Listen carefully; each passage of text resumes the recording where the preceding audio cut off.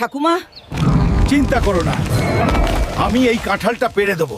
আমি তোমাকে বারবার সাবধানে থাকতে বলেছিলাম, কিন্তু তুমি শুনলে না। দুষ্টু হাল্ক, তুমি যা পারো না তা করার চেষ্টা করো কেন? হ্যাঁ, দাদি, আমি ভেবেছিলাম আমি একজন নায়ক হব। কিন্তু এখন আমি একজন ভাঙা নায়ক। হাল্ক, জঙ্গলে যাও, কাঠ কাটো, আমাকে রান্না করতে হবে। ঠিক আছে নানি, চিন্তা করো না, আমাকে কুঠাল দাও, আমি যাচ্ছি।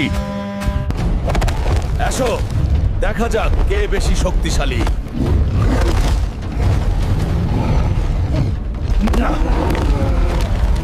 এই সিংহদের হারানো যাবে না, ওরা অনেক বেশি। আমাকে এখন পালাতে হবে। দাদি, আমি কাঠ আনতে পারিনি, একটা সিংহ আমাকে আক্রমণ করেছিল। আমি জানতাম তুমি একটা ভাঙা পায়ের নায়ক। চুপচাপ ওখানে বসো। এই নে হালকো সোনা, খা, খেয়ে শক্তি বাড়া। তারপর আবার যাবি কোথাও, মারামারি করে ফিরে আসবি। আমি হাল্ক, আপনার জন্য প্রার্থনা করছি। এই ভিডিওটি লাইক করুন, এই চ্যানেলটি সাবস্ক্রাইব